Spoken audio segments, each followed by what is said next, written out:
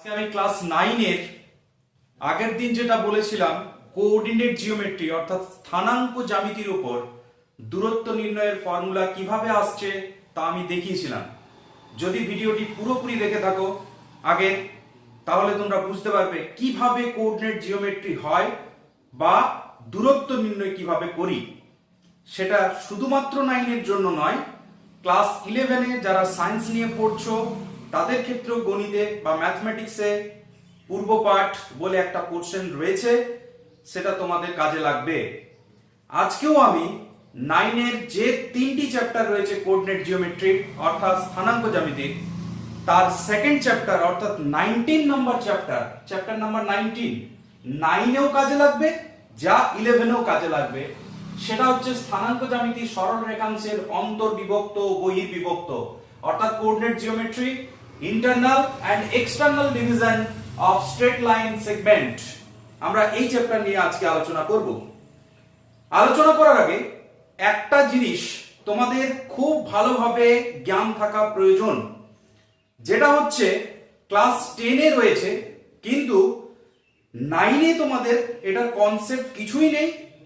তবু আমাকে এই চ্যাপ্টারের যে থিওরি সেটা বোঝানোর জন্য আমাকে বলতেই হবে। সবাই কি করে, এই চ্যাপ্টারের থিওরি বলো বা আগের চ্যাপ্টারের থিওরি বলো, সেটা কিন্তু পুরোপুরি মুখস্থ করে দেয়। যেমন দূরত্ব নির্ণয় ফর্মুলা কি হলো ওটুকু জানলেই হবে 9 এর ক্ষেত্রে।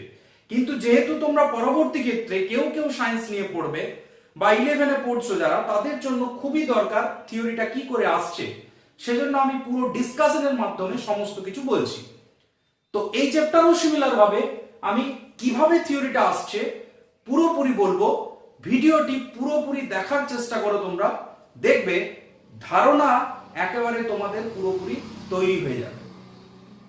তো বন্ধুরা, আজকে আমি এই যে চ্যাপ্টারটা শুরু করছি তার জন্য সদৃশ্যতা বলে ক্লাস 10 এ একটা চ্যাপ্টার রয়েছে বা সিমিলারিটি বলে একটা চ্যাপ্টার রয়েছে। সেই চ্যাপ্টারের একটা বেসিক কনসেপ্ট তোমাদেরকে আজকে আমাকে দিতে হবে। তো দেখো কি সেই কনসেপ্ট আমি যেটা বলছিলাম, সদৃশ্যতা মানে হচ্ছে সিমিলারিটি।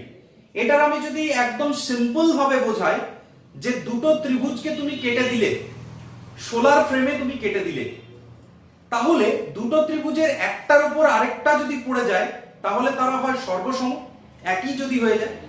আর যদি তাদের মধ্যে সাইজের ডিফারেন্স হলো, যদি কোণে সিমিলার হয়, তাহলে আমরা সেই দুটো ত্রিভুজকে সদৃশ ত্রিভুজ বা সদৃশতা বা সিমিলারিটি বলতে পারি। যেমন আমি দুটো ত্রিভুজ নিয়েছি, একটা বড় একটা একটু ছোট একটা একটু বড়।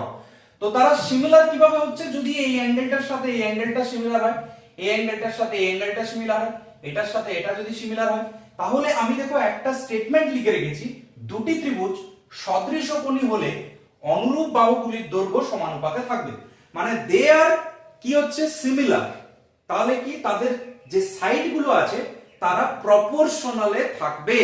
তাহলে ব্যাপারটা কি হচ্ছে, এবি হচ্ছে একটা সাইড, তার অনুরূপ সাইড হচ্ছে এটা, তার মানে এবি ডিভাইড বাই আমরা পাচ্ছি ডিই সিমিলার সাইড, এটা মানে এসি ডিভাইড বাই এটা হবে, তাহলে এসি বাই হচ্ছে ডিএফ ইকুয়াল টু এটার সাথে এটা হবে, অর্থাৎ বিসি ডিভাইড বাই ইএফ। এই কনসেপ্টটা কেন দিলাম, তোমরা যখন থিওরিটা করবে আমার, সেটা তোমরা বুঝে যাবে কেন এই কনসেপ্টটা আমি এখানে দিলাম। এই কনসেপ্টটা দেওয়ার মেইন উদ্দেশ্য হচ্ছে আমি থিওরিটাকে পুরোপুরি কমপ্লিটলি বোঝাবো।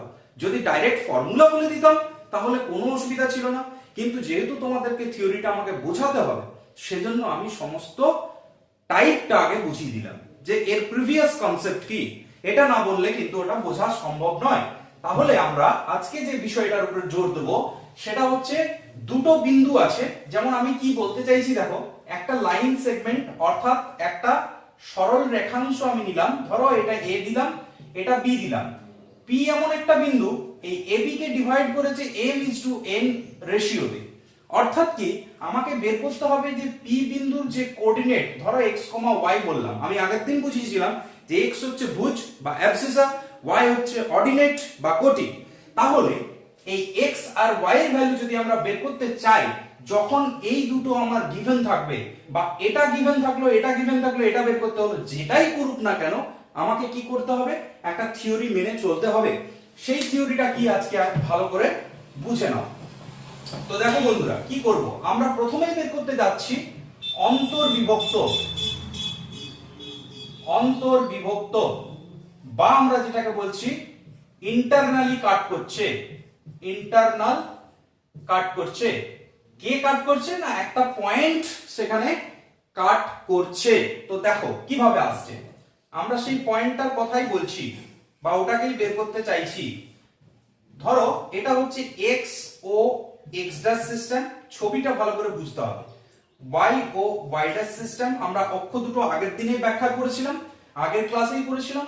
তাহলে আমি এখানে কি করছি, একটা লাইন সেগমেন্ট নিচ্ছি। ধরো AB একটা লাইন সেগমেন্ট, এ হচ্ছে x1, y1 আর B একটা নিলাম, সেটা x2, y2। তোমরা সবাই জেনে গেছো এই যে x1, y1 এটাকে বোঝাচ্ছে, মানে এটা x1, এটা হচ্ছে y1। এবার P একটা পয়েন্ট আমি নিচ্ছি এখানে, যার কোঅর্ডিনেটটা আমি ধরে নিলাম যে x, y। তাহলে এখন উদ্দেশ্যটা কি, আমাকে x, y বের করতে হবে। তো বন্ধুরা একটা জিনিস খেয়াল রাখো, যে এই যে x1, y1 মানে আমি যদি এখান থেকে একটা লম্ব ড্র করি, তাহলে আমরা কি পাচ্ছি, ধরো এইটাকে নাম দিলাম আমি আর এটাকে নাম দিলাম, এখান থেকে একটা লম্ব ড্র করলাম Q, এখান থেকে আরেকটা লম্ব ড্র করলাম, এটা হচ্ছে M। এখন আমি যদি PQ এর উপর আরেকটা A থেকে লম্ব ড্র করি, ধরো এটাকে নাম দিলাম S, আবার এখান থেকে আরেকটা লম্ব ড্র করলাম BM এর উপর, সেটাকে নাম দিলাম T। আমি এতগুলো নাম দিয়ে দিয়েছি। তো এখানে স্পষ্টত তোমরা বুঝতে পারছো যে আমরা দুটো ত্রিভুজ এখানে দেখতে পাচ্ছি। যে ত্রিভুজ দুটো কি কি, দেখো আমি বারবার একটা কথা বলছি যে এই x1, y1 একটা বিন্দু আমি ধরে নিলাম, B এমন একটা বিন্দু যেটা হচ্ছে দুটো, B এমন একটা বিন্দু যেটা হচ্ছে AB এর মধ্যে নয়, মধ্যে হতেও পারে আবার নাও হতে পারে, কিন্তু কেমন ভাবে ছেদ করেছে দেখো। আমি বারবার বলছি যে AP ratio PB equal to, আমি M is to N বলছি, অর্থাৎ কি আমি এটা ধরে নিলাম যে M রেশিও N অনুপাতে এই P বিন্দু AB কে ছেদ করেছে, তার মানে এটা হচ্ছে M, এটা হচ্ছে N। এবার আমরা দুটো ত্রিভুজ এখানে দেখতে পাচ্ছি, ত্রিভুজ ট্রায়াঙ্গেল APS এন্ড আরেকটা ট্রায়াঙ্গেল হচ্ছে BPT। তো তোমরা বন্ধুরা ইজিলি বুঝতে পারবে এই দুটো ত্রিভুজ সদৃশ হচ্ছে কি না বা সিমিলারিটি হচ্ছে কিনা। কেন? কারণ দেখো এই লাইনটার সাথে এটা, এটার সাথে এটা প্যারালাল, মানে AS প্যারালাল টু PT, তাহলে নিশ্চয়ই বুঝতে পারছো এই অ্যাঙ্গেলটার সাথে এই অ্যাঙ্গেলটা হবে। আবার যেহেতু পারপেন্ডিকুলার ড্র করেছি, মানে এই অ্যাঙ্গেলটার সাথে এই অ্যাঙ্গেলটা সিমিলার হবে, তাহলে যদি দুটো সিমিলার হয়ে যায় তাহলে নিশ্চয়ই এটার সঙ্গে এটা ইকুয়াল হবে। অর্থাৎ কি এই দুটো ত্রিভুজ কি হবে, এগুলো সিমিলার। সিমিলার মানে হচ্ছে সদৃশ। তাহলে আমরা কি জানি যে তাদের যে অনুরূপ বাহুগুলো যেটা রয়েছে, মানে যেগুলো সাইড গুলো রয়েছে, সেই সাইড গুলো পরস্পর কি হবে, সমানুপাতে থাকবে বা প্রপোর্শনাল হবে। অর্থাৎ কি দেখো, অনুরূপ সাইড বলতে গেলে এটার সাথে এটা হবে, এটার সাথে এটা হবে, আর এটার সাথে এটা হবে। তাহলে আমরা দেখে নিই AP বাই যেটা পাচ্ছি BP which is equal to AS by, নিশ্চয়ই বুঝতে পারছো PT which is equal to আরেকটা পাচ্ছি PS বাই BT। তো এইগুলো আমরা পেয়ে গেলাম। তো now we have to find the value of x and y। So এখানে যদি আমরা পুট করি, একটা জিনিস দেখো, AP মানে কি, AP by BP which is equal to m by n। তাহলে এখানে আমি m রেশিও n মানে হচ্ছে m by n। তাহলে AS means কি, আমি এখানে লিখবো AS, ভালো করে লক্ষ্য করো। AS মানে হচ্ছে দেখো এখান থেকে এতটা আমাকে দৈর্ঘ্য বের করতে হবে, length of AS। That means আমরা যদি এই কোঅর্ডিনেটটা ভাবি, তাহলে এটা x, y, অর্থাৎ এই পুরোটা কত হচ্ছে, এটা হচ্ছে x। ভালো করে লক্ষ্য করতে হবে। তাহলে এটা যদি x হয়, আবার দেখো A পয়েন্টটা হচ্ছে x1, y1, অর্থাৎ এইটুকুটা কত, এটা হচ্ছে x1। তাহলে x x1 হচ্ছে এইটুকুটা। ভালো করে লক্ষ্য করলেই বুঝতে পারবে যে এটা হচ্ছে x x1, অর্থাৎ AS এর ভ্যালু হচ্ছে x x1। এন্ড আমাদের আরেকটা দরকার PT। তাহলে PT বলতে গেলে আমরা সিমিলার ভাবে এইটুকুটা বের করব। অর্থাৎ কি এইখান থেকে এতটা মাইনাস এখান থেকে এতটা যদি করে দিই, তাহলে PT এর ভ্যালু যেটা আসবে সেটা হচ্ছে এই পুরোটা আমরা B পয়েন্টার হিসাবে ধরবো, ভুজ হিসাবে বা অ্যাবসিসা হিসাবে, আর এইটুকুটা হচ্ছে x। তাহলে x2 - x, অর্থাৎ আমরা এখানে যদি বসাই তাহলে x - x1 পেলাম ডিভাইডেড বাই x2 - x পেলাম ইকুয়াল টু ps। যদি আমি ps এর কথায় আসি তাহলে ps কি পাচ্ছি ভালো করে লক্ষ্য করো, এইটুকুটা বের করতে হবে, অর্থাৎ কি এই পুরোটা মাইনাস এইটুকুটা। তো এইটা যা হবে এটাও তো তাই হবে, মানে আমার a r এর সাথে sq ইকুয়াল হবে, অর্থাৎ sq এর যা ভ্যালু সেটা হচ্ছে y1 আর এই পুরোটা হচ্ছে y। তাহলে এইটুকুটা কত পাবো y - y1, অর্থাৎ এখানে পেলাম y - y1 divided by bt। তো bt মানে হচ্ছে এইটুকু পোরশনটা, তো এইটা কিভাবে পাবো, এই পুরোটা মাইনাস আমার এইটুকুটা, তো এইটুকুটা হচ্ছে y, মানে এইটার সাথে এটা ইকুয়াল, এই যে এইটা, তাহলে এটা y যদি হয় আর এই পুরোটা হচ্ছে y2, মানে আমরা bt equal to y2 minus y পেয়ে যাচ্ছি। তাহলে এখানে হচ্ছে y2 মাইনাস y। তো বন্ধুরা এবার আমরা সিম্পলিফাই করলেই এখান থেকে আমার রেজাল্ট কিন্তু উঠে আসবে। তো রেজাল্টটা কি রকম হবে একটু ভালো করে দেখো, আমি করছি কি এইটার সাথে এটা ইকুয়াল করছি আবার এটার সাথে এটা ইকুয়াল করছি। তো প্রথম ক্ষেত্রে যদি আমি m/n equal to x - x1 divided by x2 - x করি, তাহলে দেখতে পাচ্ছি যে mx2 minus mx equal to nx minus nx1 পেলাম। তাহলে যদি আমি mx টাকে ওই সাইডে নিয়ে যাই, অর্থাৎ কি পেয়ে যাচ্ছি m plus n into x, ভালো করে ক্যালকুলেশনটা বুঝতে হবে, mx টাকে ওইদিকে নিয়ে গেলাম আর nx টাকে এইদিকে নিয়ে এলাম, অর্থাৎ কি হলো mx2 প্লাস nx1। তাহলে x এর ভ্যালু কি আসছে mx2 plus nx1 divided by m plus n, অর্থাৎ x এর ভ্যালুটা আমরা পেলাম mx2 plus nx1 divided by m plus n। এটা আমরা খুব সিম্পলিফাই করতে পারলাম। এবার আমরা যদি সিমিলার ভাবে সেকেন্ড ওয়ান যেটা আছে সেটা যদি দেখি, অর্থাৎ m/n that is equal to, আচ্ছা এখান থেকে যদি আমি করে নিই যে m/n that is equal to, এটা যদি হয় y - y1 divided by y2 - y, তো এখানেও ক্রস মাল্টিপ্লিকেশন করছি, my2 - my is equal to ny minus n/1। তাহলে এখান থেকে আমরা যেটা পাবো my টাকে ওইদিকে নিয়ে যাও, তাহলে m plus n into y is equal to my2 plus ny1। ভালো করে দেখো ny1 টাকে এইদিকে নিয়ে আসছি, তাহলে y equal to হচ্ছে my2 plus ny1 divided by m plus n। তো বন্ধুরা সিম্পলি তোমরা বুঝতে পারছো যে কিভাবে আমরা x আর y এর কোঅর্ডিনেটটা পেয়ে গেলাম। তাহলে x আর y এর মানে p এর কোঅর্ডিনেট কত হবে, আমরা যেটা পেলাম যদি অন্তর্বিভক্ত করে কোনো একটা পয়েন্ট, তাহলে mx2 plus nx1 divided by m plus n, এটা হচ্ছে ভুজ বা যেটা আমরা এবসিসা জানি। আর কোটিটা কি হবে my2 plus ny1 divided by m plus n, এই হচ্ছে কোঅর্ডিনেট অফ p।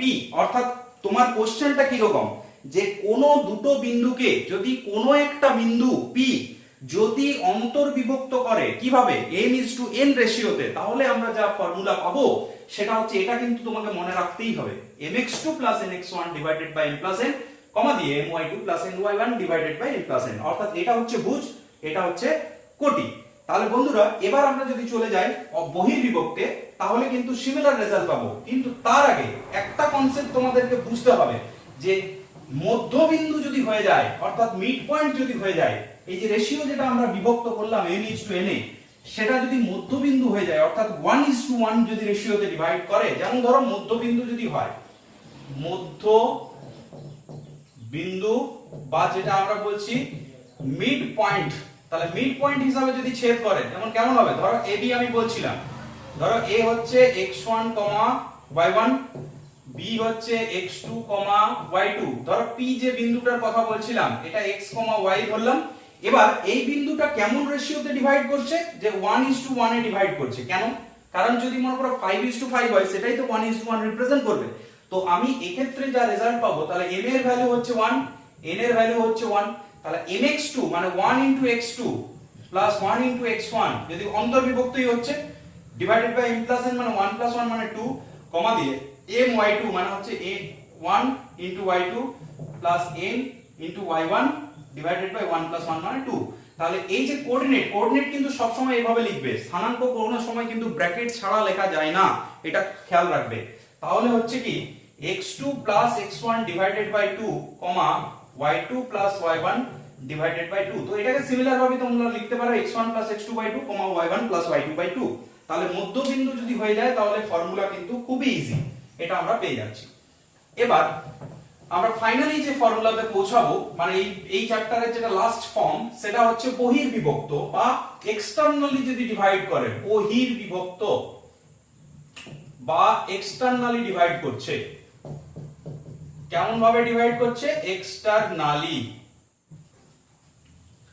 অর্থাৎ দেখো, আমি ছবিটা আগে ড্র করি কি রকম হচ্ছে, দেখো এটা বুঝলেই হয়ে যাবে।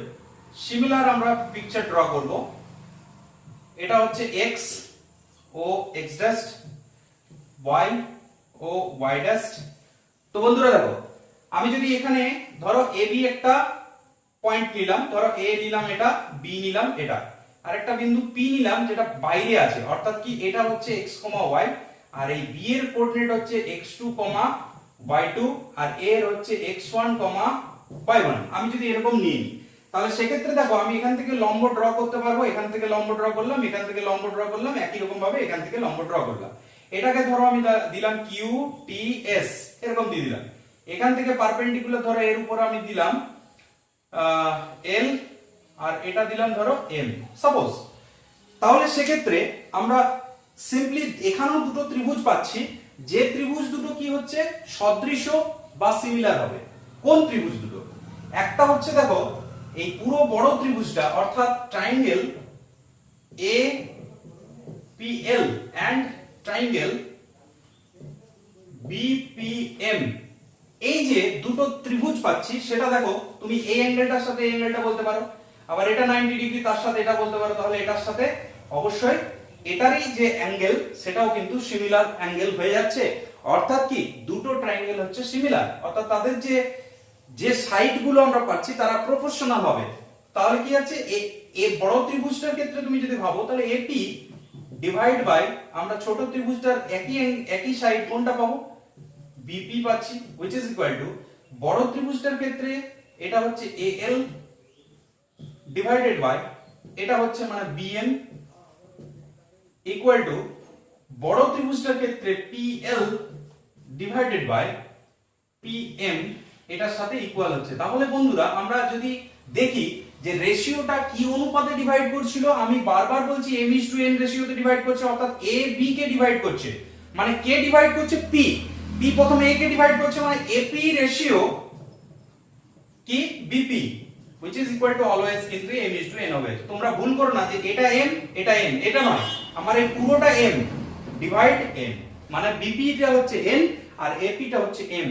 তাহলে এখানে m/n একই রকম ভাবে ইকুয়াল টু al, মানে আমরা বুঝতে পারলেই হবে al মানে কি হবে? পুরোটা মাইনাস এইটুকুটা। তাহলে পুরোটা কত? পুরোটা হচ্ছে x মাইনাস, ভালো করে দেখো এটা x, y, মানে এই পুরোটা x, আর al এই যে এই পুরোটা মানে OQ টা কত হবে? এই ডিসটেন্সটা হচ্ছে x1, তাহলে x - x1 এটাই হলো al। bm টা কি হবে? ভালো করে লক্ষ্য করো, এই পুরোটা হচ্ছে কিন্তু আমার x মাইনাস এইটুকুটা যদি বাদ দিই তাহলে হচ্ছে x2 বাদ চলে গেল। সিমিলার ভাবে PL কথার অর্থ হচ্ছে এইটুকুটা, অর্থাৎ কি পুরোটা যদি আমি দেখি তাহলে এটা হচ্ছে y মাইনাস y এর সাথে কত সাবট্রাক্ট করতে হবে, তার জন্য আমরা PL পাবো, এইটুকুটা সাবট্রাক্ট করতে হবে, মানে y1 সাবট্রাক্ট করতে হচ্ছে। ভালো করে লক্ষ্য করলে হবে PM মানে হচ্ছে এইটুকুটা, অর্থাৎ y থেকে কোনটা বাদ দেবো? এইটুকুটা বাদ দিতে হবে। PM কথার অর্থ হচ্ছে এইটুকুটা, অর্থাৎ কি এইটুকুটা বের করতে গেলে আমাকে এই পোরশনটা পুরোটা বাদ দিতে হবে, আর এই পোরশনটা মানে তো এইটা, তো এটা মানে হচ্ছে y2, তাহলে এটা আমরা পেয়ে গেলাম। তাহলে নাও যদি আমি দুটো দুটো করে দেখি, তাহলে এই দুটো ফার্স্টে যদি নিই, তাহলে m/n ইকুয়াল টু যেটা পাচ্ছি x - x1 divided by x - x2, তাহলে এখানে আছে mx - mx2 which is equal to nx - nx1। তাহলে আমরা যেটা পাবো, এই nx টাকে এদিকে নিয়ে আসছি, তাহলে m - n x হবে ইকুয়াল টু mx2 - nx1। তাহলে x ইকুয়াল টু আসছে mx2 - nx1 divided by m - n। তো বন্ধুরা দেখো কতটা সিম্পল, আগের যে ফর্মুলা পড়েছিলে সেই ফর্মুলাটার থেকে এই ফর্মুলাটার একটাই ডিফারেন্স আছে, যেটা হচ্ছে কি যদি বহির্বিভক্ত হয় তাহলে নেগেটিভ হয়ে যাচ্ছে মানে সাইন গুলো, আর যদি অন্তর্বিভক্ত হয় তাহলে পজিটিভ থাকছে। তো এটাই যদি আমি সিম্পলি আরেকটা করি, m/n equal to y - y1 divided by y - y2, এটাকে যদি সলভ করি তাহলে y এর ভ্যালু পাবো m y two minus n y one তোমরা সলভ করে দেখতে পারো বাই এম মাইনাস এন, অর্থাৎ এক্স কমা ওয়াই যে পি পয়েন্টটা বহির্বিভক্ত করেছিল বা এক্সটার্নালি ডিভাইড করেছিল, তাহলে তার কোঅর্ডিনেট হচ্ছে mx2 minus nx1 divided by m minus n comma দিয়ে my2 minus ny1 divided by m minus n। তো বন্ধুরা এইভাবে আমরা যদি মুখস্থ করে ফেলি তাহলে কিন্তু এই লজিকগুলো আমরা জানবো না, শুধু ফর্মুলাই জেনে যাব, আর পরবর্তী ক্ষেত্রে এটা আমাদের খুবই প্রবলেম সৃষ্টি করবে। তো আমার ভিডিও যদি অবশ্যই ভালো লেগে থাকে, দেখো কিভাবে আমি করলাম, সেই ভিডিও যদি ভালো লেগে থাকে অবশ্যই তোমরা লাইক করো, প্রচুর পরিমাণে শেয়ার করো, আর অবশ্যই কমেন্ট করতে ভুলো না। কমেন্ট করে জানাবে যে কেমন হচ্ছে বা কি তোমাদের অসুবিধা, এবং চ্যানেলটি সাবস্ক্রাইব করার সাথে সাথে বেল আইকনটা প্রেস করে দেবে।